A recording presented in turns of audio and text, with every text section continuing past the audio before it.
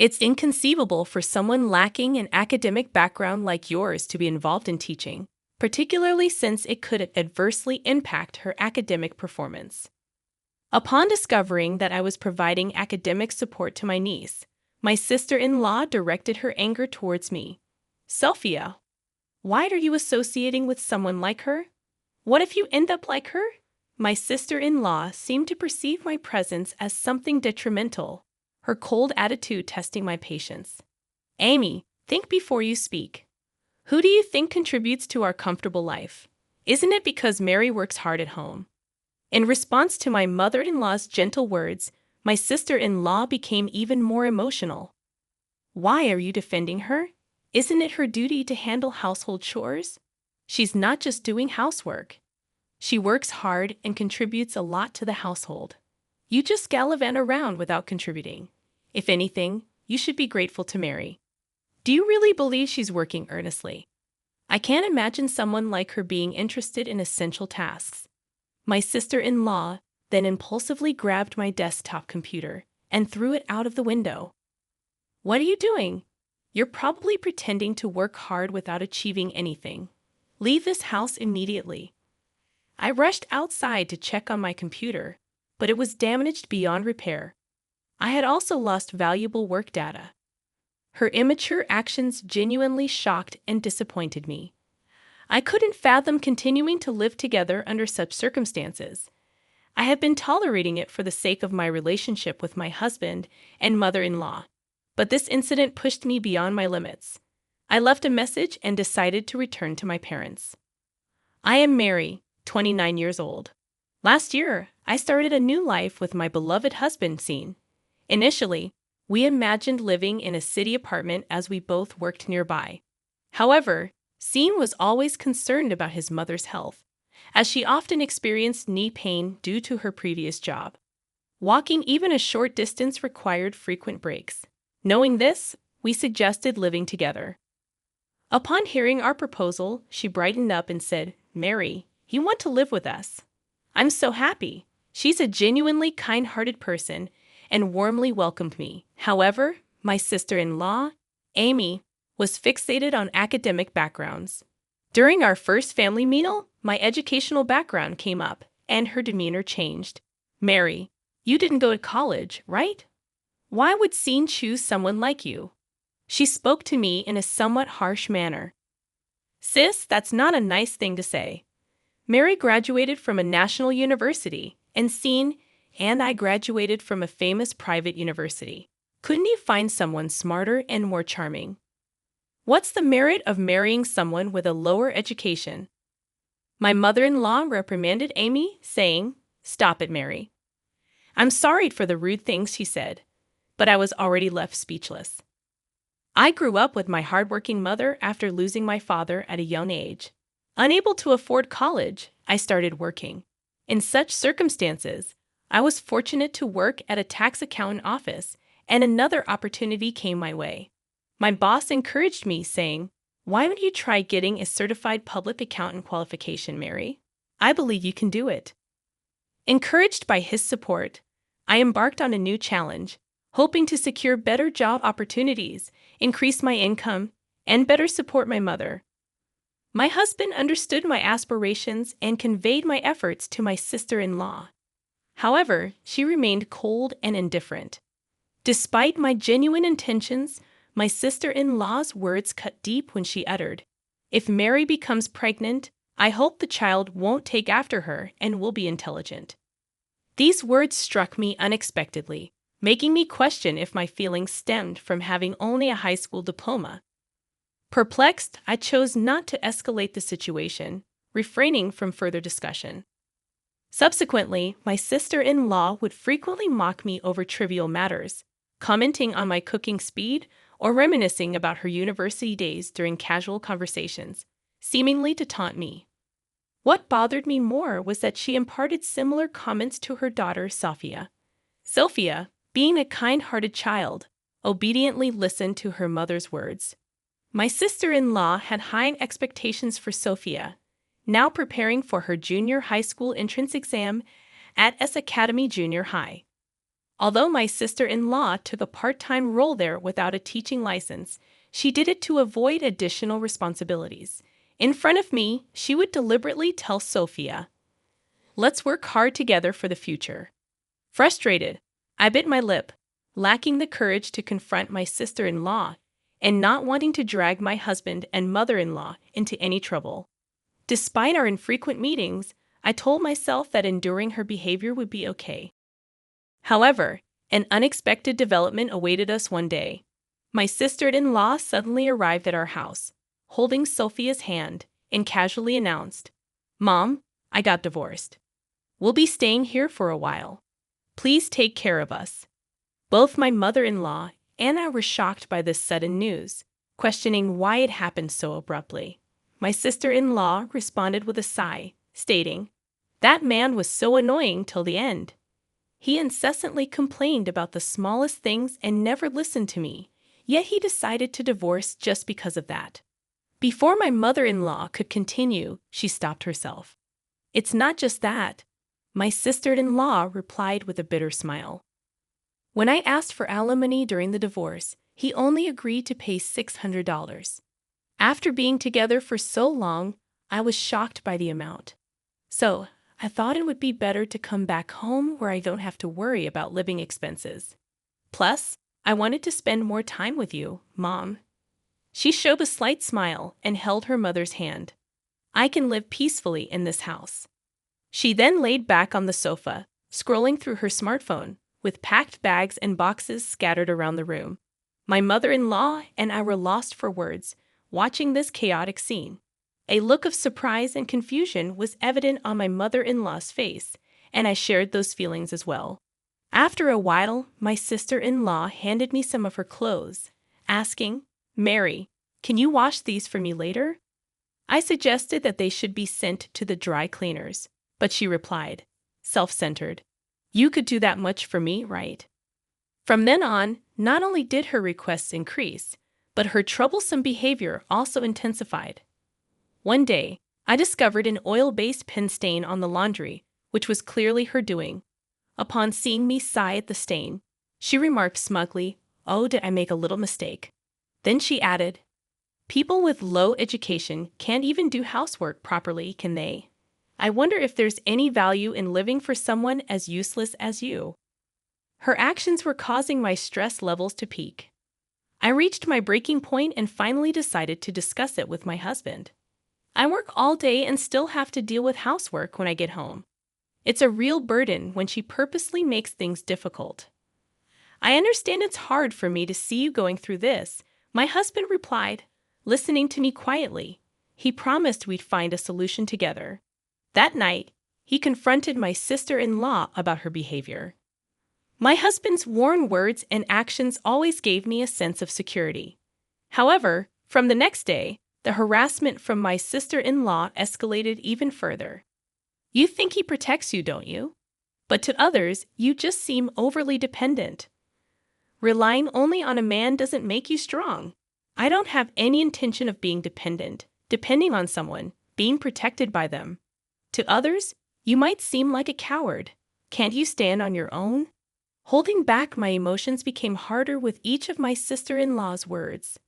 Despite facing many hardships in life and taking pride in overcoming them, I couldn't stand being hurt by her words.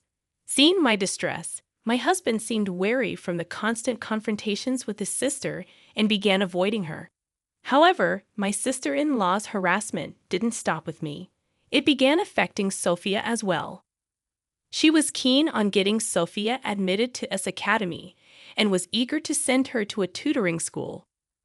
"Sophia, what's this test score? You can't get into S Academy with these grades. I apologize if your grades don't improve. Maybe you will need to hire a tutor. But remember, it's up to how hard you work." Sophia, looking like she was on the verge of tears, nodded. She had already been going to a cram school every day after school, and getting a private tutor would make her lose any free time she had left. Feeling sorry for Sophia, I offered, "Do you want to study with me? I can help you with some things, really. Of course, I'm here for you." From then on, We started studying together, being careful not to get noticed by my sister-in-law. Although Sophia sometimes struggled, she grasped concepts when taught patiently. Mary, I got 80 points on my test. That's great, Sophia exclaimed. You worked really hard. Sharing that success brought genuine warmth to our hearts. My mother-in-law, who noticed our efforts, sometimes cheered us up secretly by sharing delicious cakes with us. The time spent with her and Sophia became my healing moments. However, this peaceful time was short-lived. One day, while studying with Sophia, my sister-in-law unexpectedly returned home. Seeing us, she shouted, "What are you doing? You, with no formal education, are teaching her? I can't believe it. You might make her grades drop. Stay away." Furthermore, my sister-in-law slapped Sophia on the shoulder and yelled, "Why are you spending time with her? Do you want to end up like her?" The way she spoke about me as if I were contagious made my anger boil over. All the things I had been holding back just overflowed. As I told you before, I'd only graduated high school due to financial reasons.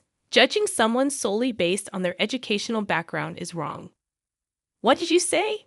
My sister-in-law exploded even more. Hearing the commotion, my mother-in-law intervened, saying, "What's happening here? Mary is getting too close to Sophia." What if her low educational background influences Sophia? Do you know who's ensuring our comfortable lifestyle? Haven't you seen how hard Mary works at home? My mother-in-law's calm yet pointed words only fueled my sister-in-law's anger. Why are you defending her? Anybody can do household chores. It's not just chores. She's working hard, contributing to our household. All you do is go out and play, indifferent to what's happening at home. You should be more grateful. Are you saying she has a proper job? I can't believe it. With that, my sister-in-law grabbed my PC from the desk and threw it out the window. Why would you do that? That job you cherish so much probably isn't that big of a deal. Stop acting so pretentious. Just leave this house already. I rushed outside in a panic to check my computer, but it was broken beyond repair. It contained my work's vital data. Feeling anger and disappointment towards her childish behavior, living together with someone like this became impossible. For a long time, I had valued my relationship with my husband and mother-in-law, trying to protect our household. However, I had felt my limits. That night, I left a note and decided to return to my parents' home. The next morning, I received repeated calls from my sister-in-law, but I ignored all of them. However, within a week, my husband and sister-in-law showed up at my workplace. He strongly conveyed his apologies, saying, "Amy's completely wrong this time. Amy, please apologize sincerely." Though encouraged by Sean, her dissatisfaction was evident from her attitude. Why should I apologize? Sophia's grades have clearly dropped in her absence. Mary's presence must have been important not only for Sophia, but for you as well. Indeed, I had felt guilty deep down about Sophia's academic struggles. It seems there's no other way. Mary, come back home and support Sophia's studies. I never wanted to live with someone with your educational background, but I'll endure it for Sophia's sake. I had wanted to return for Sophia's sake, but her arrogant tone nearly extinguished that desire.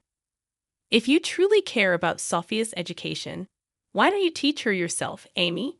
You strongly recommended her to study for exams. So why are you neglecting her?